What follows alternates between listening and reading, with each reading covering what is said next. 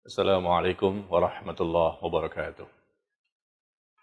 Jamaah sekalian yang berbahagia, Allah Tabaraka wa Ta'ala berfirman di surah Al-Mu'minun ayat ke-60 dan 61. وَالَّذِينَ يُؤْتُونَ مَا آتَوْا وَقُلُوبُهُمْ وَجِلَةٌ أَنَّهُمْ إِلَى رَبِّهِمْ رَاجِعُونَ أُولَئِكَ يُسَارِعُونَ فِي الْخَيْرَاتِ وَهُمْ لَهَا سَابِقُونَ. Ayat ini turun berkaitan dengan seseorang yang memberikan apa yang mereka berikan dengan hati yang penuh dengan rasa takut kepada Allah. Karena mereka yakin, mereka tahu bahwa mereka akan kembali kepada Allah.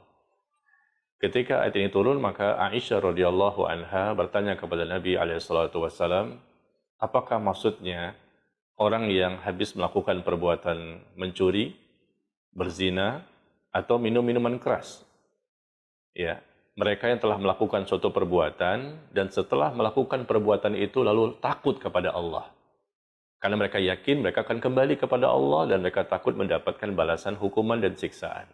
Apakah maksudnya, kata Aisyah radhiyallahu anha, orang yang habis melakukan perbuatan mencuri lalu takut kepada Allah, ya, orang yang melakukan zina atau mereka minum minuman keras.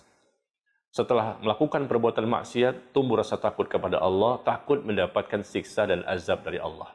Apa itu maksud dari ayat tersebut? Di surah Al-Mu'minun ayat ke-60. Maka Nabi SAW bersabda, La ya bintas Siddiq. Bukan itu maksudnya, wahai putri Abu Bakar As-Siddiq. Walakinnahum, tetapi mereka adalah orang-orang alladzina yusallun, wa yasumun, wa tasaddaqun, wa hum yakhafun an la yaqbala minhum.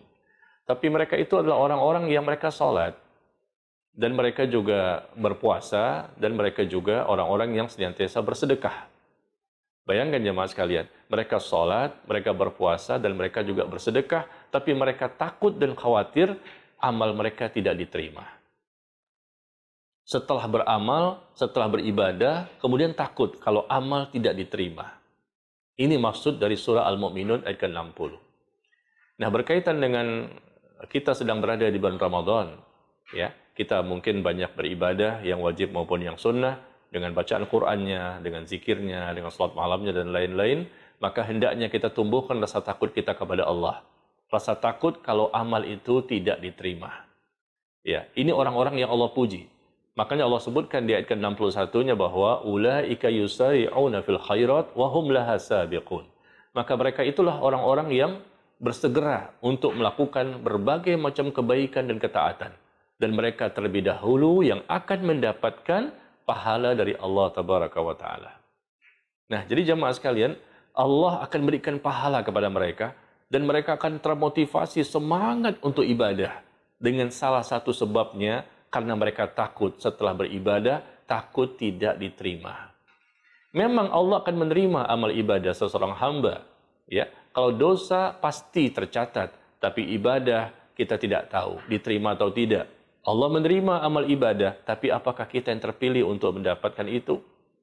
Maka kita manfaatkan satu bulan Ramadan ini dengan kita banyak beribadah, dan agar bisa istiqomah, agar senantiasa termotivasi, agar senantiasa terbangkitkan semangat untuk beribadah, kita tumbuhkan rasa takut kepada Allah setelah beribadah. Sehingga kita merasa bahwa ibadah kita tidak ada apa-apanya, atau mungkin kita merasa ibadah kita jangan-jangan tidak diterima oleh Allah.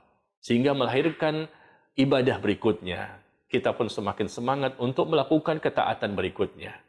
Tetapi andai kata seseorang itu beribadah kemudian tidak ada rasa takut kepada Allah, akibatnya dia ujub, dia sombong, dia riya, dia sum'ah, dan lain-lain, mengakibatkan pahala pun tidak ada, dan dosa sudah menanti orang tersebut. Maka jemaah sekalian, mari kita sama-sama tumbuhkan rasa takut kepada Allah setelah kita beribadah, kapan saja dan di mana saja. Khususnya karena kita sedang berada di bulan Ramadan, ya, kita tumbuhkan rasa ini karena kita biasanya lebih banyak beribadah di bulan Ramadan dibandingkan bulan-bulan yang lain. Ya, demikian, semoga Allah menerima amal ibadah kita dan kita mampu menjadi orang yang bertakwa. Wallahu ta'ala a'lam bis-shawab. Wassallallahu ala nabiyina Muhammad walhamdulillahi rabbil alamin. Wassalamualaikum warahmatullahi wabarakatuh.